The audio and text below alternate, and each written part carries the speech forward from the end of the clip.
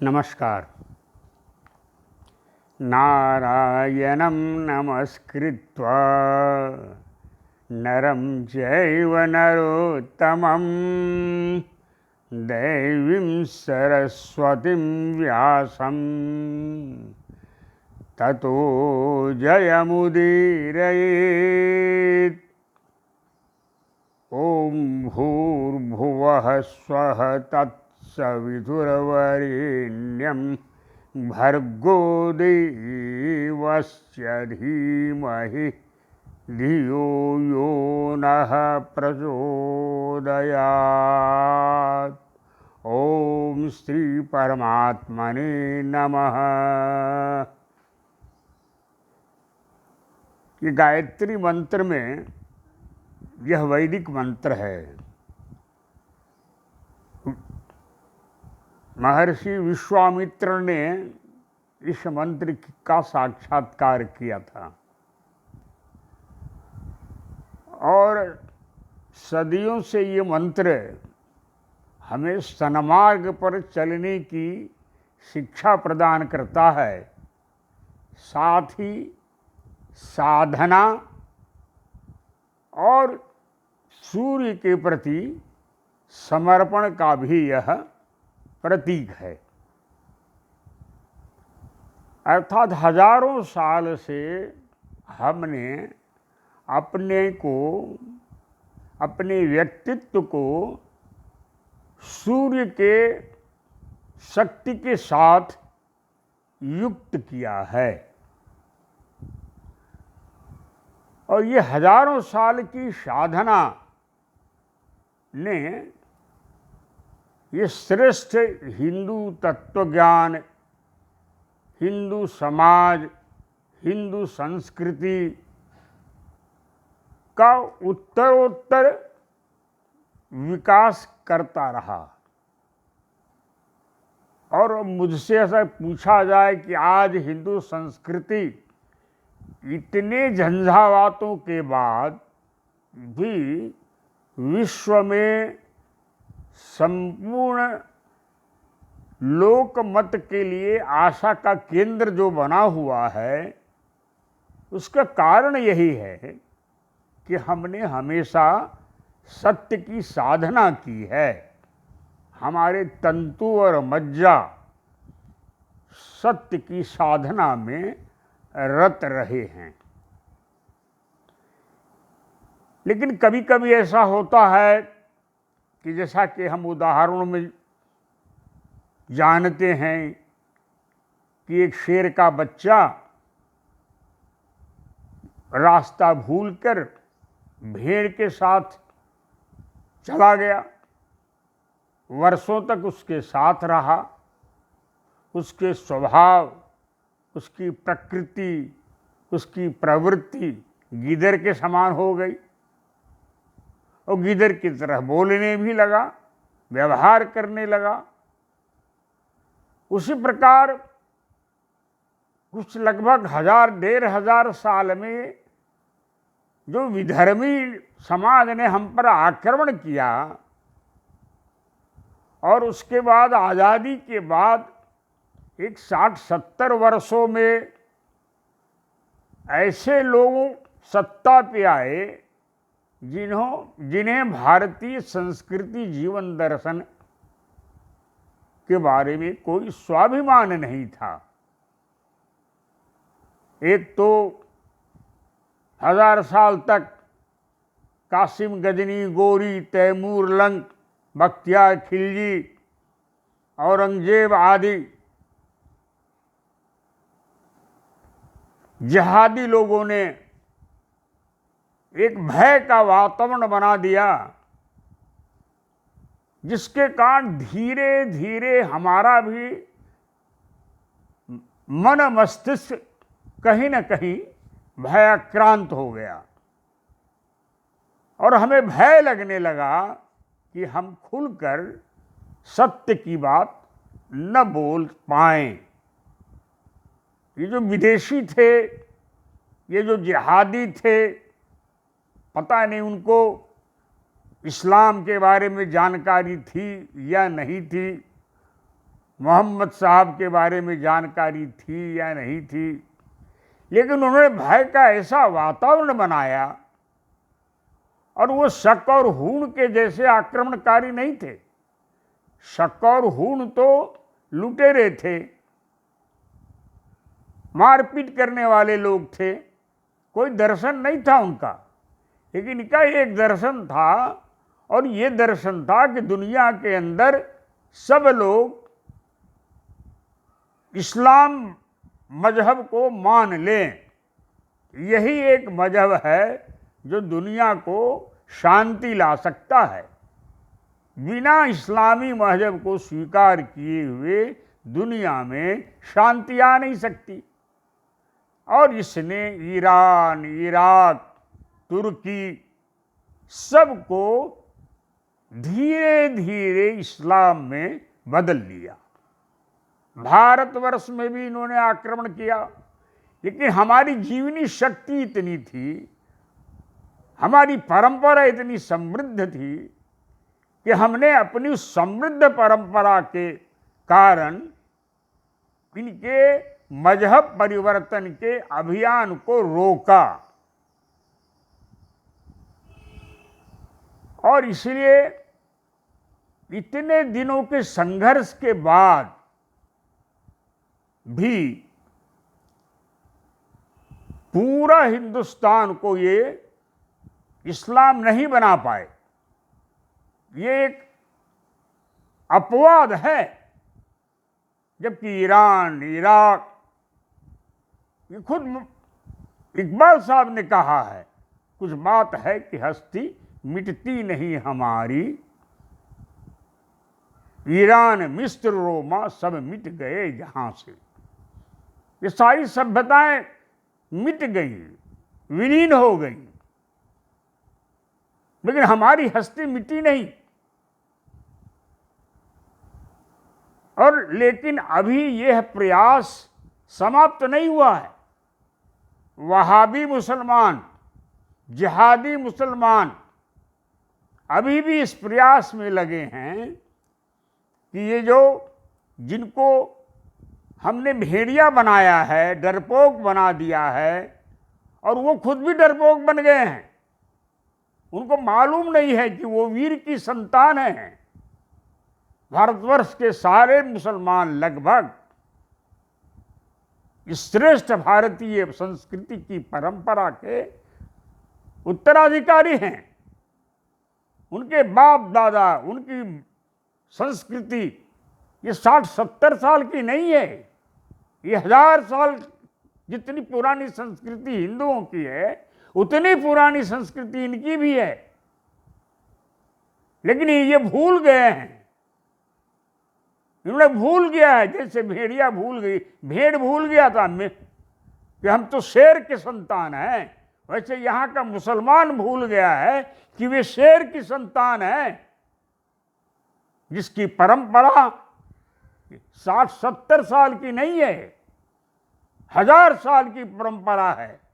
पाकिस्तान में पाणिनि पैदा हुए, सिंधु नदी पैदा हुई, वेद की ऋचाएं रची गई। मुसलमान उसके उत्तराधिकारी हैं। मुसलमान कासिम गजनी गोरी के उत्तराधिकारी नहीं है। यह उनको हमें याद दिलाना है कि तुम वीरों की संतान हो, तुम ज्ञानियों की संतान हो, जिसने विश्व पर सांस्कृतिक दृष्टि से लोगों को उन्नत बनाया है। तुम्हारी परंपरा ये कोई 1400 साल पुरानी नहीं है, तुम्हारी परंपरा दसियों हजार साल की पुरानी है, और अभी तो खुदाई हो रही है। तो हमारा यह अभियान है कि हम यह स्मरण कराएं लोगों को, जो भूले हुए लोग हैं, जो भटके हुए लोग हैं, जिन्हें अपने परंपरा पर स्वाभिमान नहीं है, उनके स्वाभिमान को हम जगाएं। और वो स्वाभिमान जगेगा कैसे? जगने का कारण है कि जो हम भूले हैं उसको हम बार बार याद कराएं। मजहब की हमको पूरी स्वतंत्रता हमने दी है। वेदों के अंदर आज यूएनओ ने भी ये मान लिया है कि दुनिया का सबसे पुराना साहित्य ऋग्वेद है, 10,000 साल पुराना। और ऋग्वेद की जो सभ्यता है, जो उसके विचार हैं, वो आज भी दुनिया के लोग जो तत्वज्ञानी हैं वो पढ़ के चमत्कृत होते हैं। समय के अभाव में मैं उन पश्चिम के विद्वानों का नाम उल्लेख नहीं कर पाऊंगा। ज़्यादातर मैक्स मूलर महोदय चमत्कृत थे, उन्होंने वेदों का अध्ययन किया था। ये ठीक है कि भारत की परंपरा से वो परिचित नहीं थे। वेदों के बारे में हमारे ऋषियों ने कहा ये अपौरुषेय है।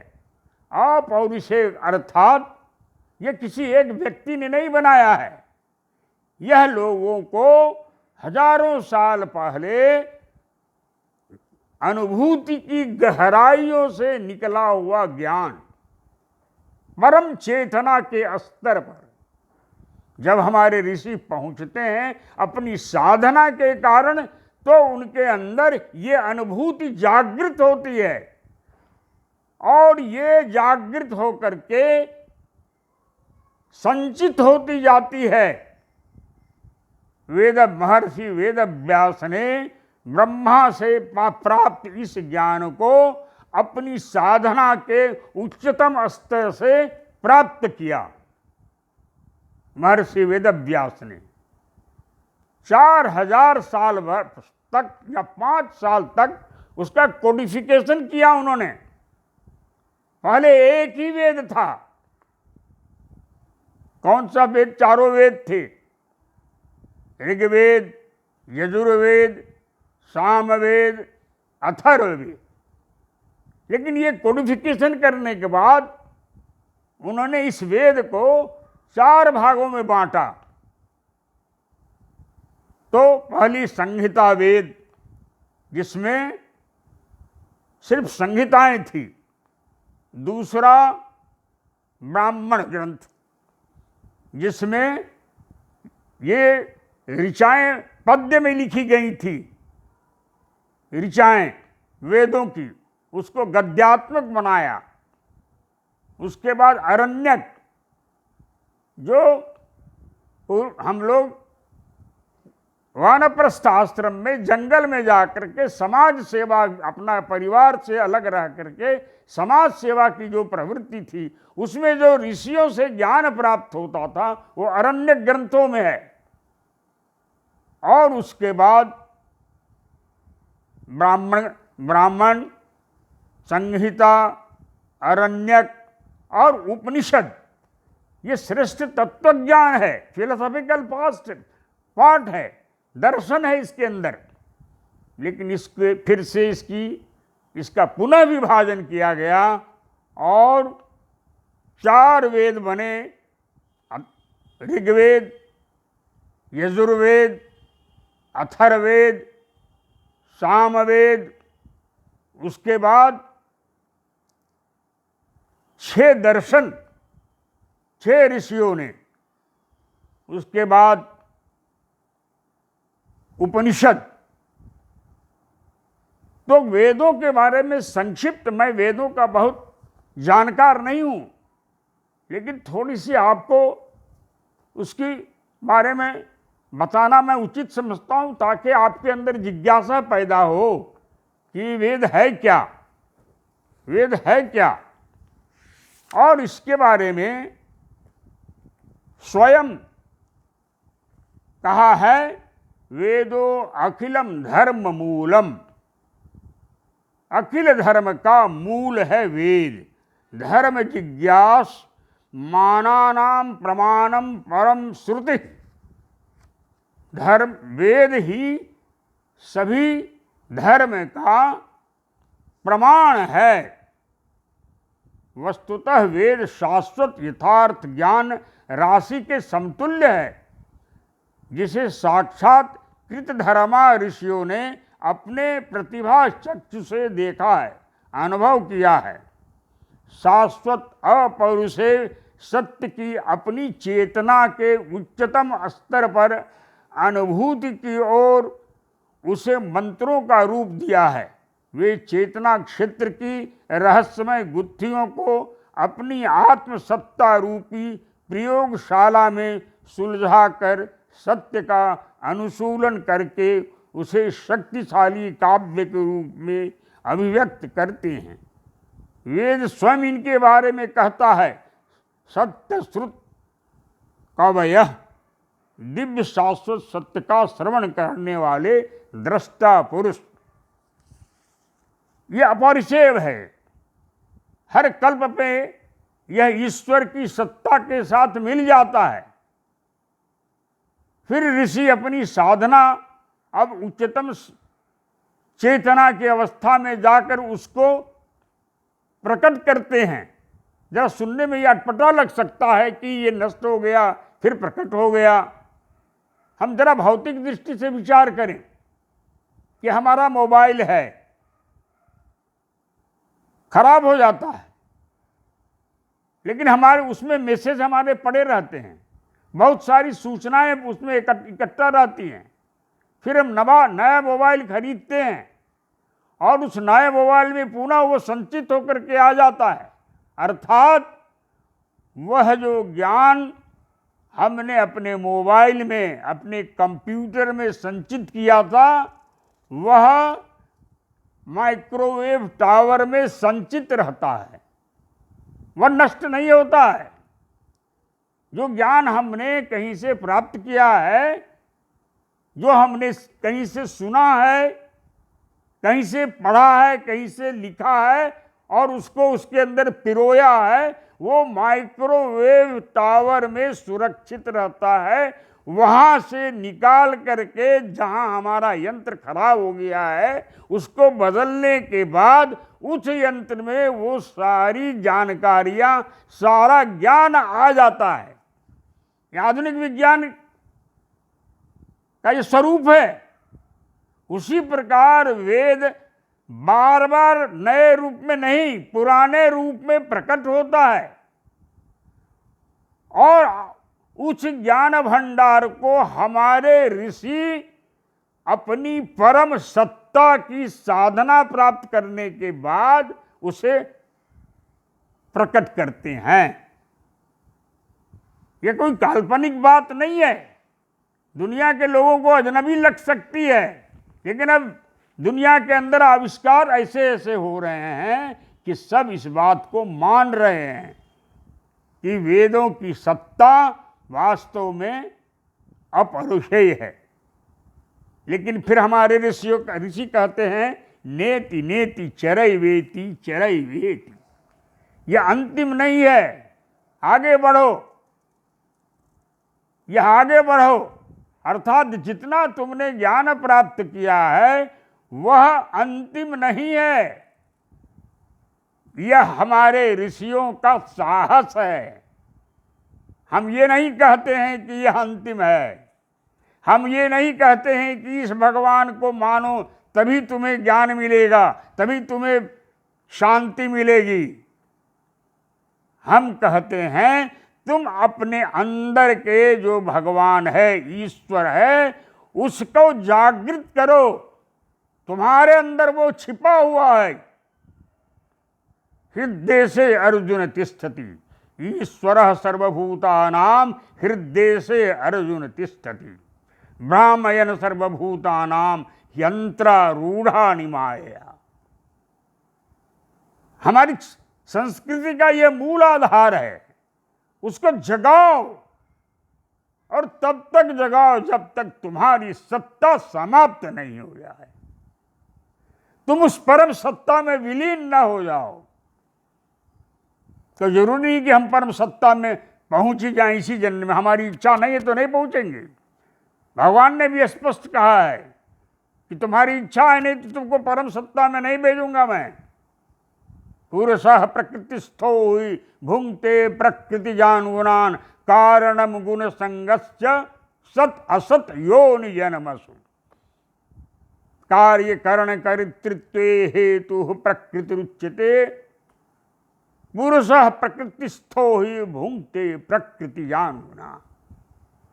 कार्य कारण का ऐसा अखंड सिद्धांत है कि तुम्हारी इच्छा अगर यह है कि भारतवर्ष को हम अखंड बनाएंगे, सशक्त बनाएंगे, वैभवशाली बनाएंगे, भगवान गारंटी देते हैं कि ये जब तक तुम्हारी इच्छा पूरी नहीं होगी तब तक तुम्हारा जन्म होता रहेगा, तब तक तुम्हारा जन्म होता रहेगा। हमारे मालवीय जी कहा करते थे, उन्हें बहुत इस बात का बहुत बड़े धार्मिक थे, हिंदू धर्म के प्रति अखंड श्रद्धा थी। उन्होंने कहा मोक्ष नहीं चाहिए मुझे प्राणियों की, जो दुखी प्राणी हैं उनके दुख को निवारण करने की इच्छा है।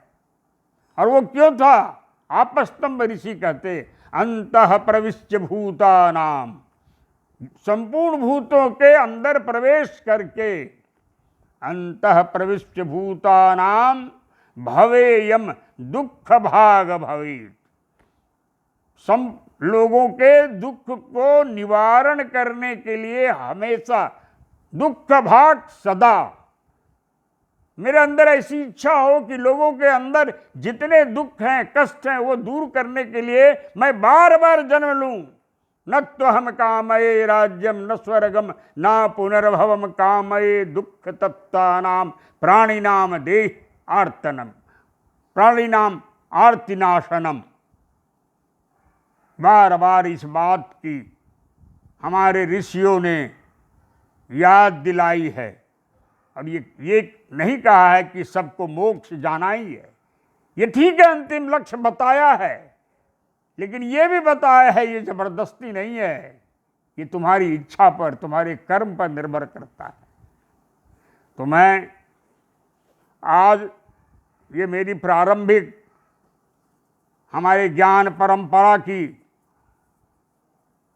जो अभियान है, एक हल्की सी हमने वेदों के बारे में सूचना दी है आपको कि हमारे 4 वेद हैं, 108 उपनिषद हैं, 6 दर्शन हैं, 18 पुराण हैं, महाभारत है, रामायण है, रामचरितमानस है, बौद्ध दर्शन है, जैन दर्शन है, गुरु ग्रंथ साहब हैं। ये सब भारत की धरती को समृद्ध करते हैं और भारत की ज्ञान परंपरा को मजबूत, श्रेष्ठ और ऊंचा से ऊंचा स्थान तक ले जाते हैं।